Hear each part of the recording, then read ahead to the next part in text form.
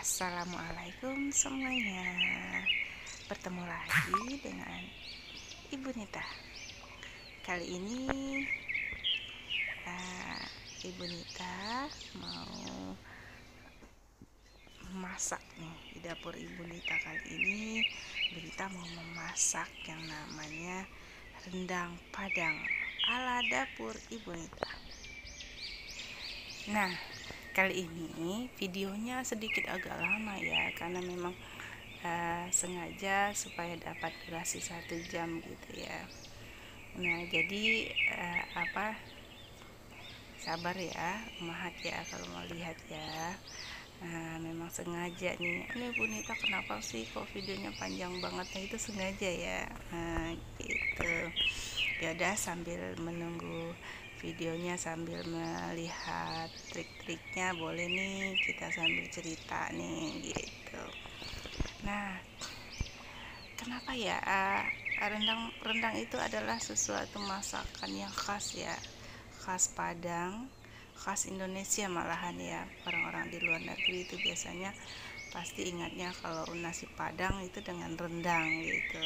Nah, padahal rendang itu termasuk masakan yang agak sedikit sulit ya.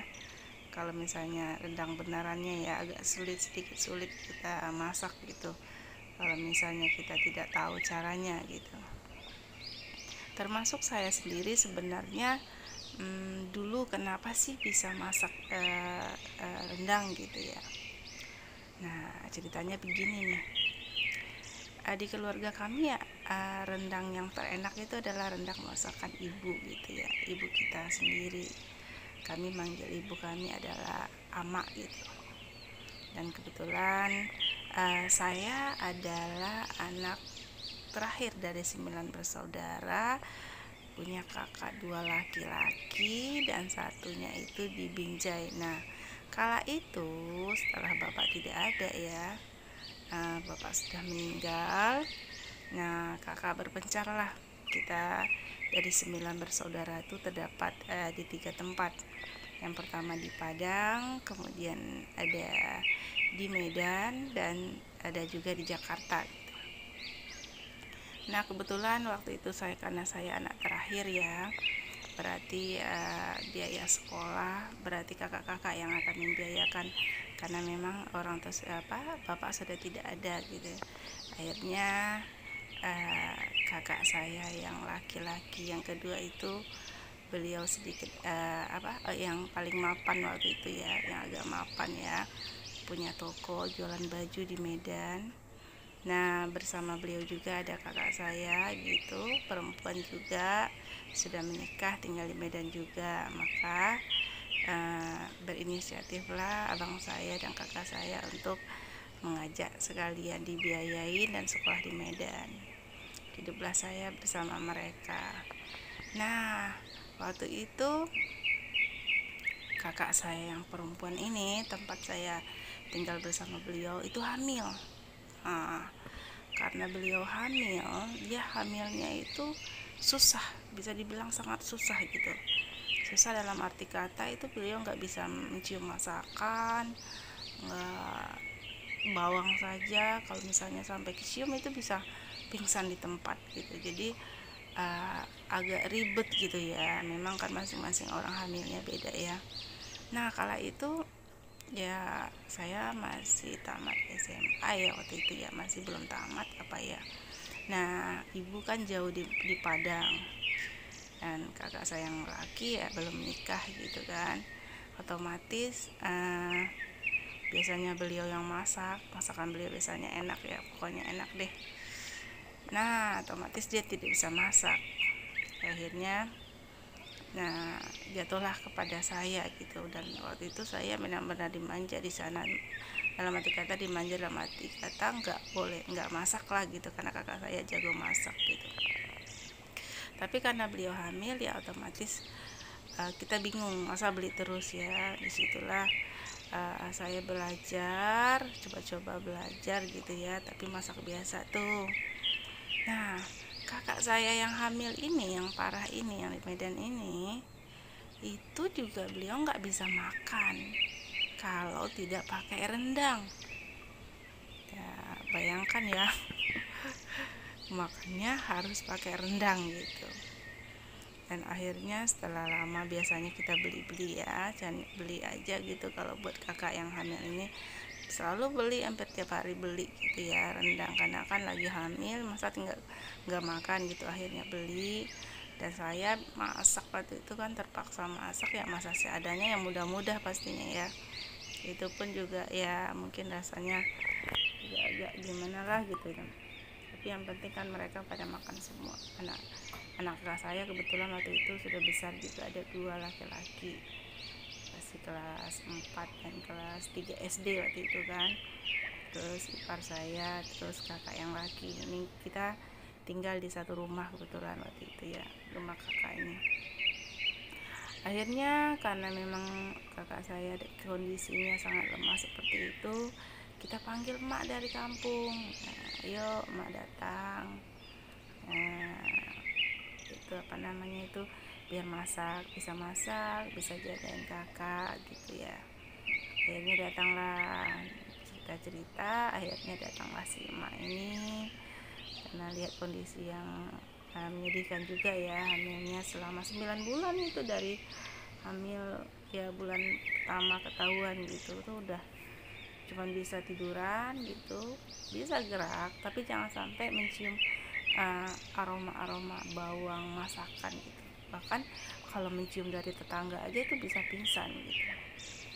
Nah datanglah orang tua gitu ke Medan. Nah pas sampai di Medan, nah disitu karena tiap hari masak, kebetulan waktu itu juga mungkin saya juga persiapan ya, mungkin ya waktu itu ya, nanti kan kamu kalau mau nikah gini ya gitu.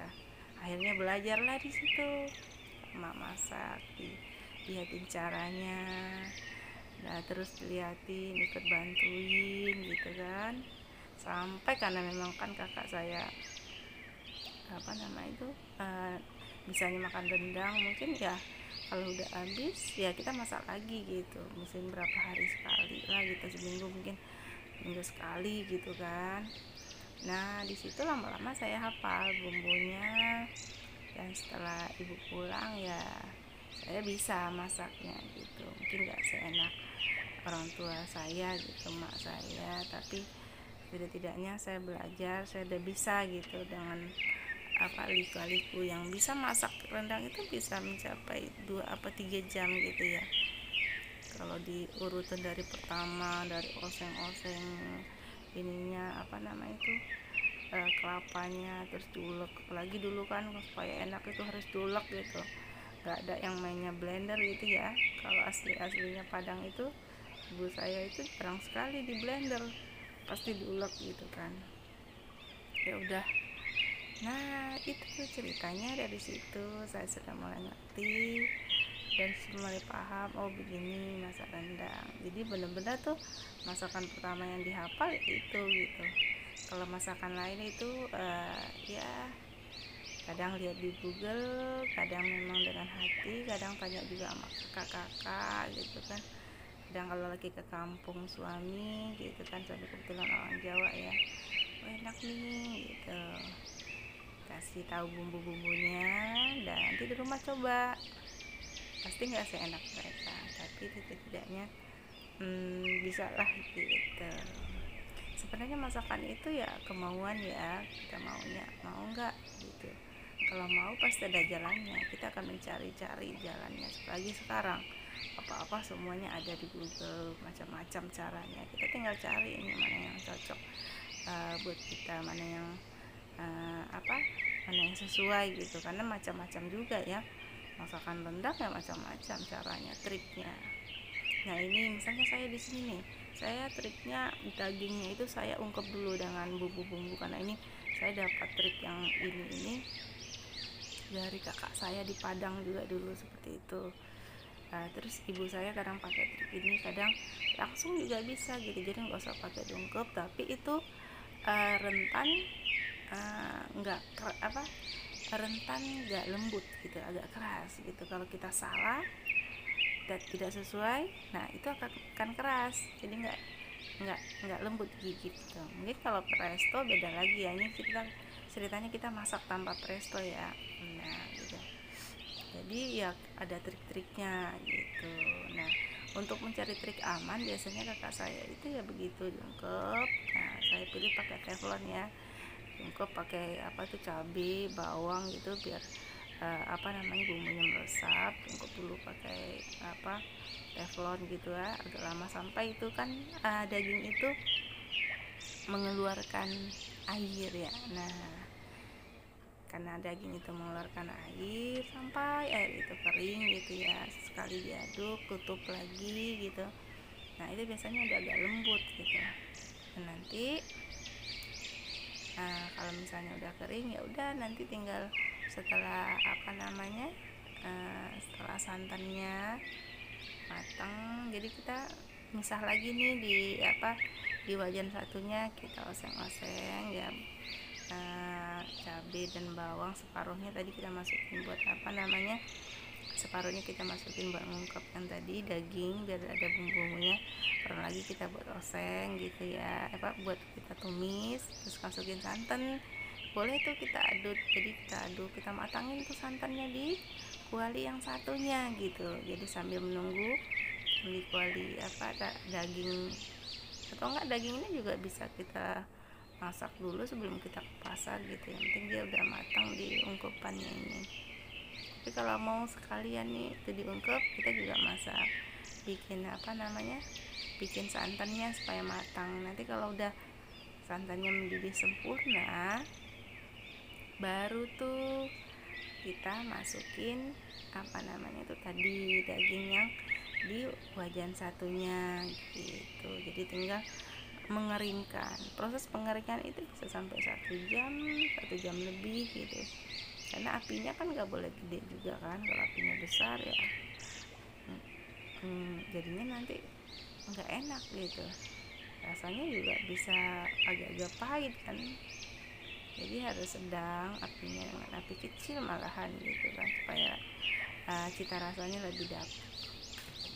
Nah ini masih bikin semennya ini nih, masya Allah. Jadi kalau kita ke pasar beli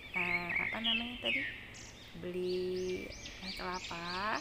Nah kalau mau kelapanya langsung disantanin di pasar, jadi sebelum disantan bilang dulu ke ibunya, Bu tolong pisahkan 1 genggam ya gitu, sejumput ya gitu ya, karena buat ini khasnya nih. Jadi nanti oseng-oseng kelapanya ini nanti akan mengeluarkan bau sedap, bau khas yang enak gitu.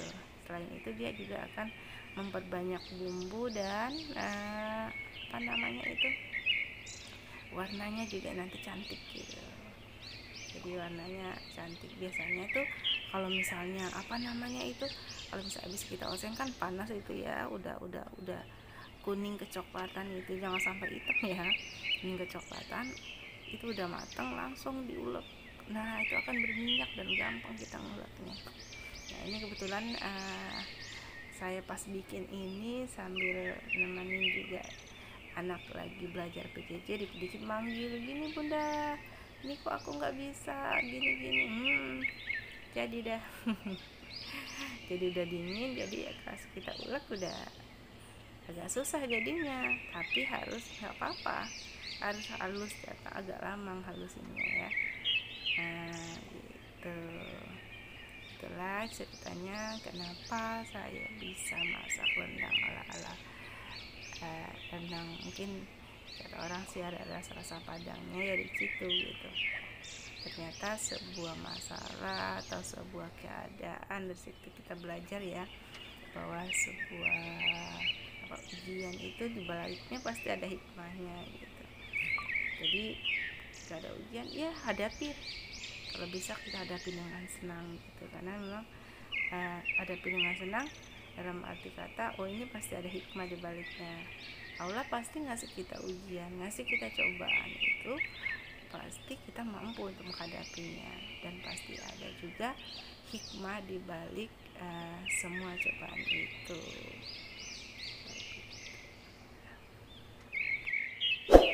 Oh ya, teman-teman tolong dibantu ya, di subscribe, like ya, agar saya semakin semangat untuk membuat konten-konten yang bermanfaat ya. Bu, kenapa sih Bu kok pengen sih gitu, rajin banget sih bikin video-video. Nah itu berawal dari pertama kali dulu semenjak PJJ,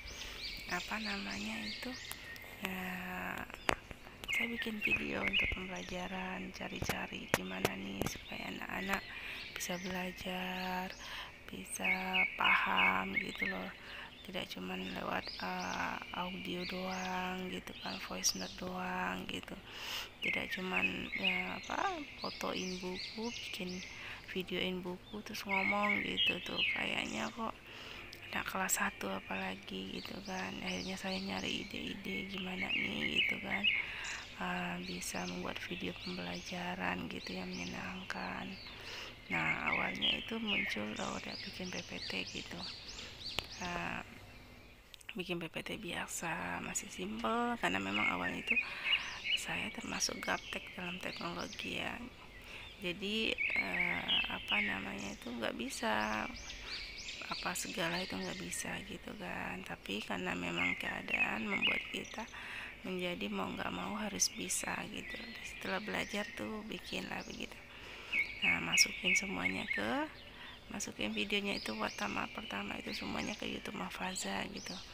Dari situ kasih ke orang tua, karena kan kalau misalnya video yang kita buat kita kirim ke WA itu biasanya keputus-putus gitu, nggak berapa menit doang gitu kan, jadi nggak bisa semuanya full orang tua atau siswa kita melihat gitu.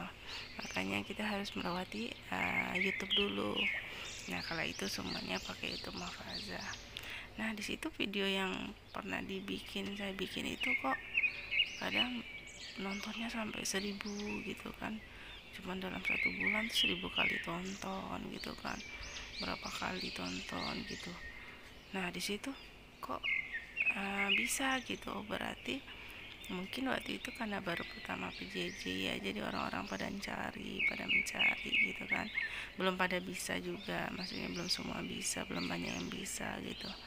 Jadi diambil tuh video-video kita gitu kan, disitulah timbul semangat, oh iya kita bisa berbagi nih, ini punya lahan berbagi buat kita. Nah, di situ juga semangat saya gali-gali lagi ilmunya, buka aja YouTube tuh belajar, oh maunya ini, belajar Ken Master, belajar ini dan itu gitu, belajar aja pelan-pelan gitu. Nah kemudian setelah 6 bulan dan tahun ajaran baru kok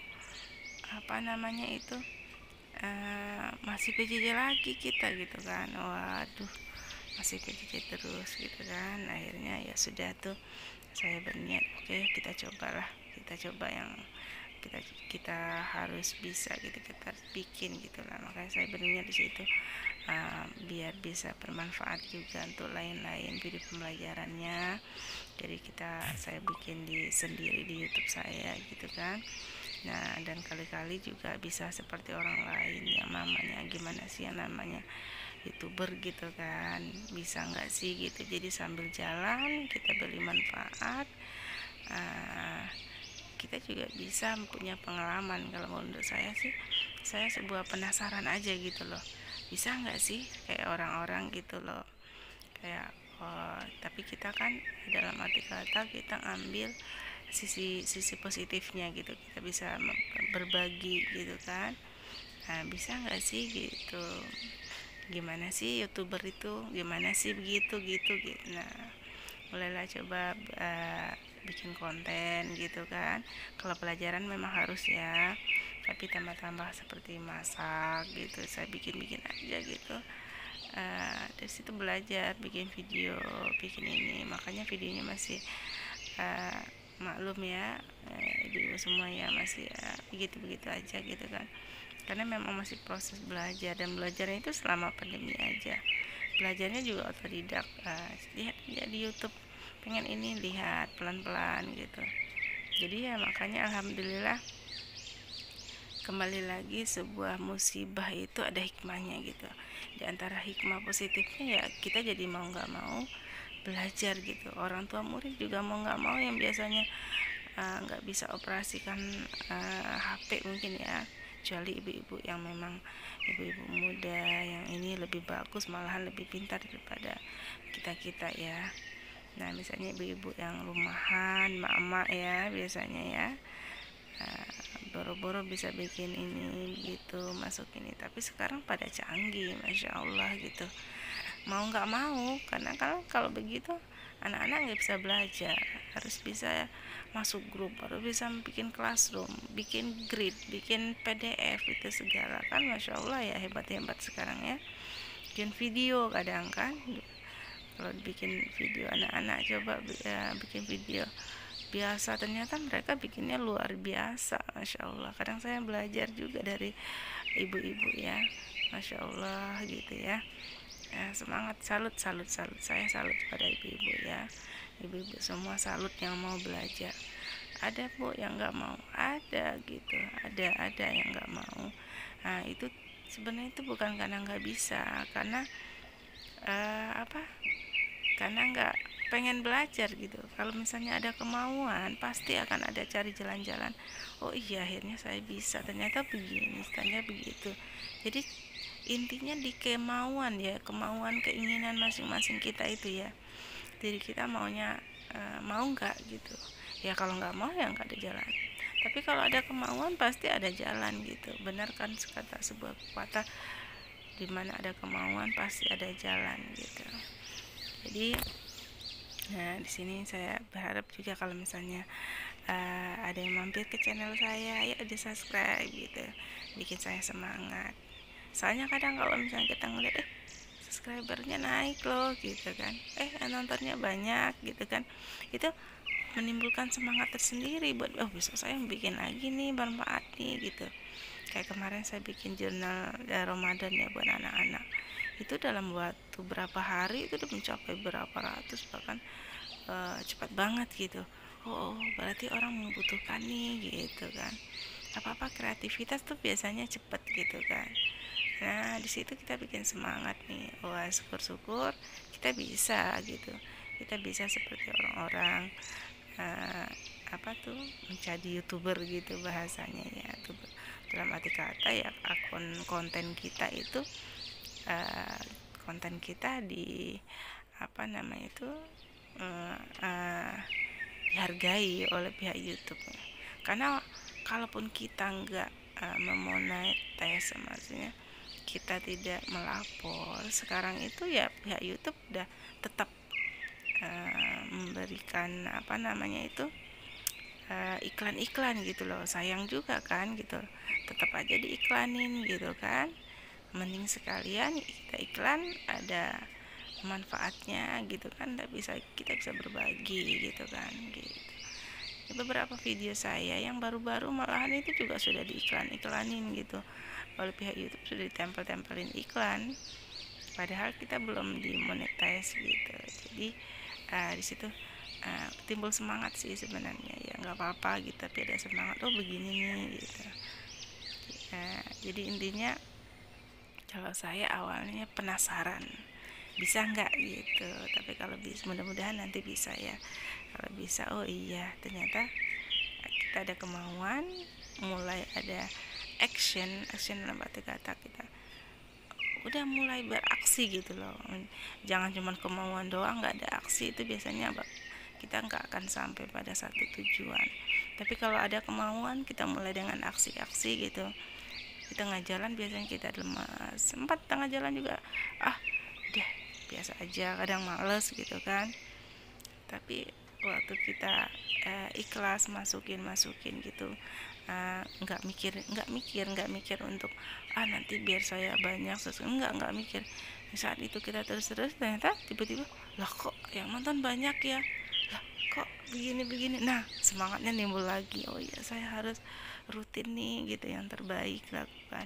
Ternyata banyak yang butuh banyak yang membutuhkan karya-karya kita gitu ya. Nah di situ semangat lagi berkarya gitu. Jadi semakin semakin kita ada kemauan, semakin kita semangat, dan insya Allah semakin dekat pada tujuan yang kita capai gitu. Iya, jadi itu intinya. Nggak punya buku nikah pengen ini itu ya, pengen cari berapa sih biasanya kalau misalnya memang jadi seorang youtuber tuh, berapa sih kalau awal-awal ya, paling mainnya ratusan gitu kan ya, nggak sebanding sebenarnya, cuma penasaran aja gitu. Kalau yang kita keluarkan sekali bikin konten itu, sekali bikin video itu sebenarnya nggak sebentar, waktu lama 3-4 jam itu bisa bikin video pembelajaran yang cuma durasi 5 atau 7 menit itu bisa sampai 3 jam. Nah, karena kita mencari ini itu, kalau misalnya dihargai kan ya alhamdulillah gitu kan, saat ditonton gitu ya alhamdulillah, saat ada guru lain juga membutuhkan, jadi situ timbul semangat, capek-capeknya kita ya terasa terbayarkan gitu ya. Begitu ya Mahat, kita ini sedang mengaduk-aduk nih, jadi ini santannya kita masak di satu tungku, dan daging tadi sudah misalnya kita matang atau sambil dimatangin lagi di tungku lain gitu dengan wajan yang lain, sampai nanti santannya ini mendidih sempurna gitu, malahan sudah mulai mengering sedikit gitu. Jadi kita masukin, karena kan tadi daging yang ini udah mulai agak empuk, tinggal mengeringkan lebih empuk lagi gitu. Oke, jangan lupa subscribe, like, komen yang baik ya. Semoga bermanfaat, doakan selalu bisa memberi manfaat untuk semua ya. Selamat menonton ya. Jika perlukan, jika bermanfaat, jangan lupa sekali lagi subscribe, boleh juga dibagikan ya. Maaf videonya sengaja dipanjangin, sengaja tidak banyak yang dipotong karena alasan tadi, saya memang membutuhkan 1 jam gitu, mau bikin beberapa video itu dengan durasi 1 jam begitu. Terima kasih ya.